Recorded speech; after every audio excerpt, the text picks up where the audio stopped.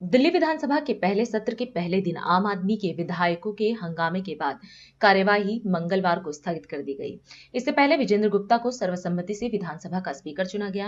विपक्ष की नेता आतिशी ने आरोप लगाया कि भाजपा सरकार ने सीएम कार्यालय से डॉक्टर भीमराव अंबेडकर और भगत सिंह की तस्वीरें हटा दी है, जिसे उन्होंने दलित और सिख विरोधी मानसिकता करार दिया। वहीं इस अवसर पर स्पीकर विजेंद्र गुप्ता ने इसे गैर जिम्मेदाराना बयान बताया और कहा कि विधानसभा को राजनीतिक मंच नहीं बनाना चाहिए। सबसे पहले तो मैं हमारे पिछली विधानसभा में भी साथी रहे विजेंद्र गुप्ता जी, जो नेता प्रतिपक्ष रहे, 2 बार नेता प्रतिपक्ष रहे, आज दिल्ली विधानसभा के स्पीकर बने हैं। मैं हमारे सभी साथियों की ओर से आपको बहुत बहुत बधाई देती हूँ, बहुत बहुत मुबारकबाद देती हूँ।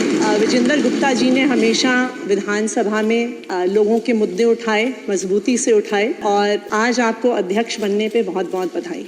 लेकिन अध्यक्ष महोदय, एक बात पे बहुत दुख व्यक्त करूंगी, जो आपके स्पीकर होने के नाते आपकी दिल्ली विधानसभा में जो दलित विरोधी, सिख विरोधी एक्शन हुआ है, मुख्यमंत्री कार्यालय से बाबा साहब भीमराव अंबेडकर की और शहीद आजम भगत सिंह की फोटो हटा दी गई है, जो दिखाता है कि भारतीय जनता पार्टी की दलित विरोधी मानसिकता है, सिख विरोधी मानसिकता है।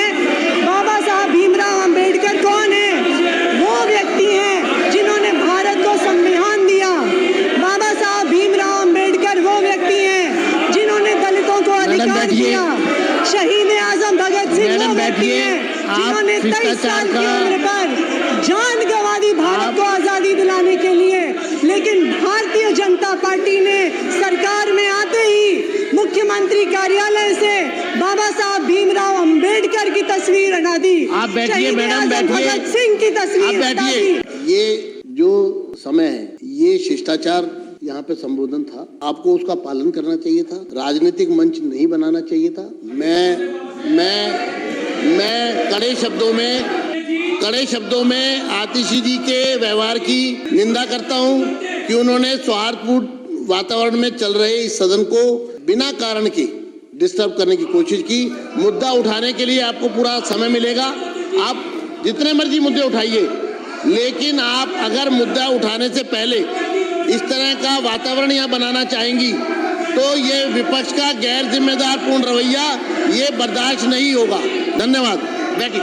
मनजिंदर सिंह सिरसा। मैं आपको बहुत बहुत बधाई देता हूँ। मुझे लगता है कि विपक्ष जो है सदन को सुचारू रूप से नहीं चलने देना चाहता। मैं चेतावनी देता हूँ, और उस चर्चा के समय इस तरह की बात, आपका बोलना, कहना, आपके व्यवहार को मैं अनुचित करार देता हूं। ये व्यवहार पूरी तरह से अनुचित है, निंदनीय है। इसकी कड़े शब्दों में मैं निंदा करता हूं और मैं अनुरोध करता हूं आप अपने स्थान पर तुरंत बैठ जाएं।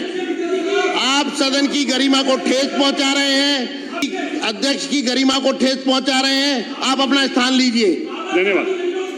बधाई प्रस्ताव पर अगर बात करनी है तो बधाई प्रस्ताव पर बात करने के लिए आप आमंत्रित हैं। धन्यवाद। मनजिंदर मैं आप सबको धन्यवाद करता हूं।